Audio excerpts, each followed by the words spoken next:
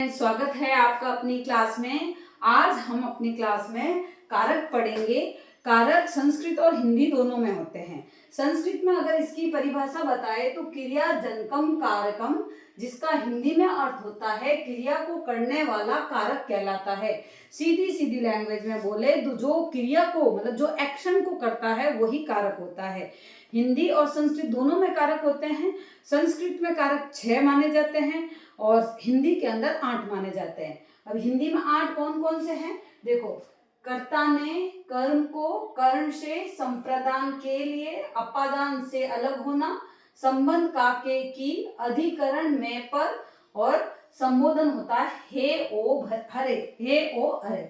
संबोधन का मतलब क्या? जब हम किसी को बुलाते हैं तो जिस संबोधन से हम, जैसे हे इधर आ तो, अरे सुनो तो, ये वाले जो शब्द होते हैं वो संबोधन में होते हैं। अभी आपके ये जो चीज दे रखी है संस्कृत में, मैंने आपको जैसे बताया कि संस्कृत के अंदर कारक 6 काउंट होते हैं और वो 6 कारक कौन से होते हैं? ये जो षष्ठी विभक्ति का कारक है ये वाला संस्कृत के अंदर मतलब नहीं बताया, इसको पढ़ा तो जाता है लेकिन इतना तरीके से बताया नहीं जाता है। और संबोधन और षष्ठी इन दोनों को साथ में लेते हैं। तो अभी अपन दोनों पढ़ेंगे, पर अभी जैसे अपन संस्कृत कर रहे हैं तो संस्कृत के हिसाब से चलते हैं। पहले हम पढ़ते हैं प्रथमा विभक्ति, और प्रथमा विभक्ति को कैसे अप्लाई करना है, कैसे लगाते हैं, हम उसको देखेंगे। तो आपको पता है प्रथमा विभक्ति जिसका कारक का नाम है कर्ता, कारक का क्या नाम है? कर्ता, और उसका चिन्ह होता है ने। यहाँ पर सबके चिन्ह मैंने लिखे हैं। प्रथमा विभक्ति कर्ता ने, द्वितीय विभक्ति कर्म को, द्वितीय विभक्ति के अंदर कर्म आ जाता है। अब कर्म का मतलब क्या? देखो, कर्ता का मतलब क्या हो? जैसे राम जाता है, ये क्या है? राम, वो राम जाता है मतलब राम एक्शन कर रहा है, राम जा रहा है तो वो करता है। और उसके बाद में द्वितीय विभक्ति में क्या आ जाता है? कर्म, उसके साथ में काम जुड़ जाता है। राम विद्यालय जाता है, मतलब अर्थ क्या हुआ? राम विद्यालय को जा रहा है, तो वो हो जाता है कर्म। तो द्वितीय विभक्ति आ जाती है कर्म। तृतीय विभक्ति होती है करण। तृतीय विभक्ति करण, इसका चिन्ह होता है से, और से भी उस अर्थ में आता है के द्वारा के अर्थ में। जैसे कोई काम हमसे हो रहा है, किसी से हो रहा है या उसके द्वारा हो रहा है, तो वो वाला करण कारक होता है। चतुर्थी विभक्ति होती है संप्रदान, जिसका मीन होता है के लिए। हम किसी के लिए काम कर रहे हैं, किसी के लिए कुछ कर रहे हैं, जा रहे हैं, तो वो संप्रदान है। फिर पंचम विभक्ति होता है अपादान, लेकिन इसका मीन से, यहाँ पे भी तृतीय विभक्ति में से, तो दोनों का अर्थ अलग अलग है। ये से तो आता है किसी से काम हो रहा है या किसी के द्वारा हो रहा है, और ये से होता है अलग होना। जैसे पेड़ से पत्ता गिरता है, तो पेड़ से पत्ता गिरा मतलब अलग हो रहा है, तो यहाँ पे अपादान कारक आएगा। फिर उसके बाद में आ जाती है षष्ठी संबंध काके की, ये हिंदी के अंदर है। संस्कृत में इसको पढ़ेंगे खाली, पर इसको काउंट नहीं करते हैं, ठीक है। सप्तमी विभक्ति होती है अधिकरण, जिसका मीन होता है मैं और पर, और संबोधन होता है हे ओ अरे, हे भो अरे, मतलब ये संबोधन के अंदर माने जाते हैं। अब आपके पास में हम जो पढ़ रहे हैं, तो अब पहले से शुरू करते हैं। प्रथमा विभक्ति कर्ता कारक।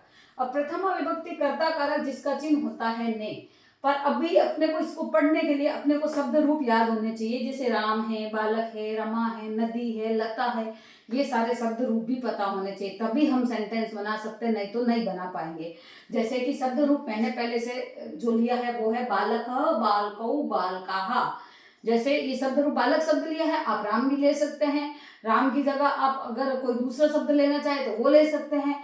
तो अभी हमने जैसे अपने ये क्वेश्चन देखेंगे तो उसके हिसाब से हमने शब्द रूप में लिया है बालक, बालकौ, बालका। बालक का मतलब है बालक मतलब एक बालक, एक बालक। राम मतलब राम अकेला है, तो ये एक वचन है। बालकौ मतलब द्विवचन, 2 जने हैं तो बालकौ, राम को ले तो रामौ।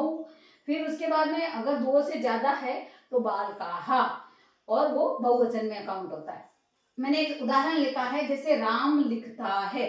अब देखो, राम लिखता है, कर्ता कौन, मतलब ये पूरा सेंटेंस किसके ऊपर डिपेंड है? सब्जेक्ट कौन है अपना। इंग्लिश में जैसे कर्ता का मतलब क्या हुआ? सब्जेक्ट। तो यहाँ सब्जेक्ट है राम, ये है आपका कर्ता। क्या है? ये कर्ता। और लिखता ये क्या है? क्रिया है। तो क्रिया को करने वाला ही कारक होता है, तो यहाँ कारक को यूज कर रहे हैं हम। और काम अभी अपना कौन सा? प्रथमा विभक्ति काम आएगी। और प्रथमा विभक्ति हमको पहचाननी है क्योंकि इसमें कर्म तो कुछ है ही नहीं। तो राम लिखता है, तो राम अकेला है, तो इसका राम लिखो चाहे बालक लिखो, तो यहाँ क्या लिखेंगे? रामः। राम लिखता, अब लिखता है। अब अपने को ये वाली धातु रूप जो होती है लिखता, लिख धातु इसकी प्रथमा ये एक वचन जो लिख धातु होती है वो होती है आपकी लिखती, लिखत लिखंती, पठती पठत पठंती। ये धातु अपने को हमने पहले भी पढ़ रखी है, आपको पता है, और आप आपने ये पढ़ी होगी। बहुत सारी धातुएं होती है, जैसे हम यहाँ पे लिखता क्या लिख रहे हैं, तो राम लिखती, अगर राम पढ़ता होता तो रामः पढ़ती, राम जाता है तो रामः गच्छति। इस तरीके से हम सेंटेंस बनाएंगे तो रामः लिखती, ये अपना सेंटेंस बन गया। ठीक है। अब जैसे सेकंड सेंटेंस, दो बालक पढ़ते हैं। अब दो बालक द्विवचन, और द्विवचन में बालक को क्या बोलते हैं, बालकौ, मतलब ये अपना क्या है, कर्ता।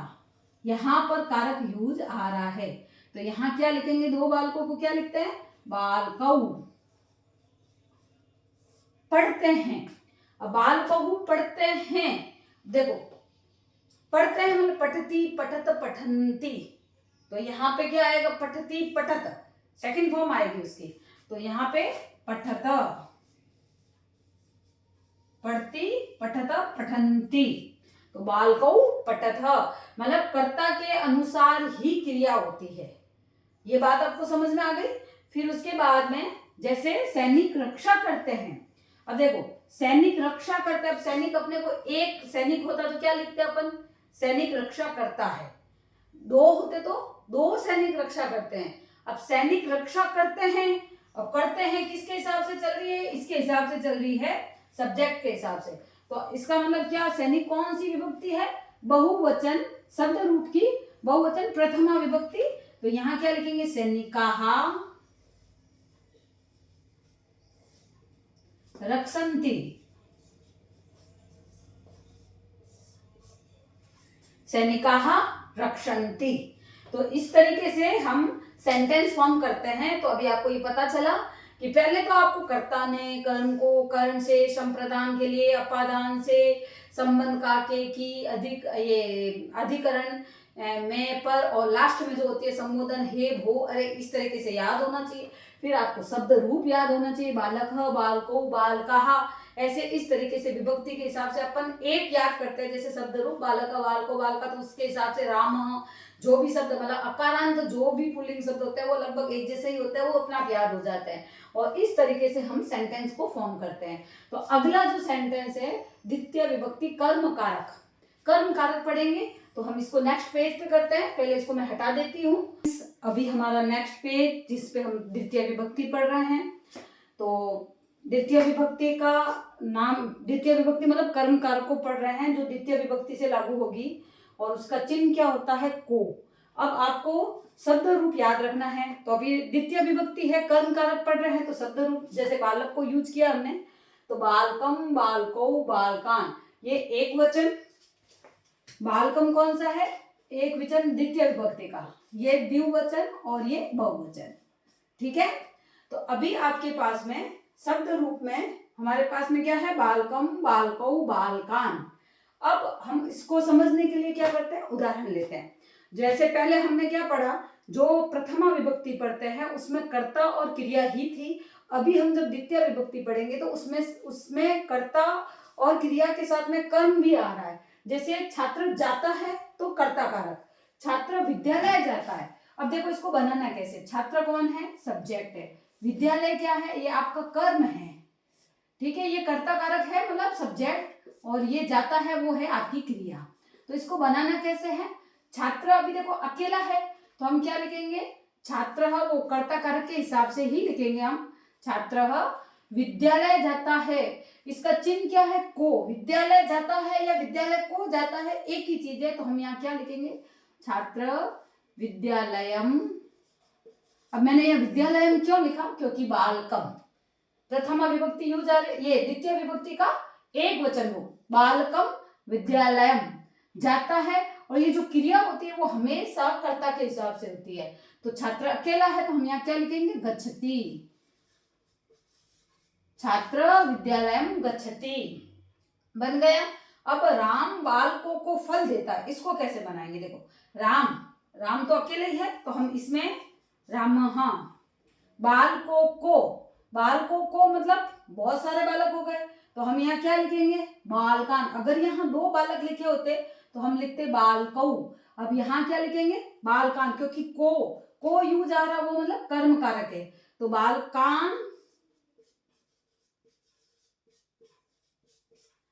फल देता। फल अकेला तो होगा नहीं, क्योंकि बहुत सारे फल है, बालक भी बहुत सारे, फल भी बहुत सारे होंगे, तो फल का बहुवचन क्या होता है, फलानी।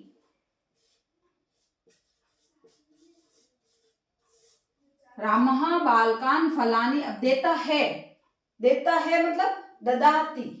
अब ददाती मैंने क्यों लिखा, ददांती क्यों नहीं लिखा, देखो ददाती का मतलब है ये जो क्रिया है वो हमेशा कर्ता के हिसाब से चलती है, तो राम अकेला है तो रामः बालकान फलानी ददाती। अब तीसरा है, देखो मोहन ग्रंथ पढ़ता है। अब मोहन अकेला है तो करता है उसके हिसाब से मोहना ग्रंथ। ये जो ग्रंथ है इसको, ये वाला बालकम है तो यहां हम लिखेंगे ग्रंथम। मोहनः ग्रंथम पढ़ता पठती। इस तरीके से ये सेंटेंस बन गया।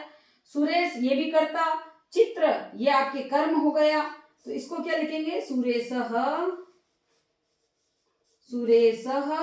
कर्म। कर्म क्या है इसका, चित्र, और चित्र अकेला है, जैसे ये है बालकम, तो यहाँ क्या लिखेंगे हम, म पीछे आ जाएगा, मतलब चित्रम। देखता है का धातु रूप क्या होता है, पश्यति। पस धातु होता है, दृश्य धातु के रूप में ये पश्यति होता है, तो हम यहाँ क्या लिखेंगे, पश्यति।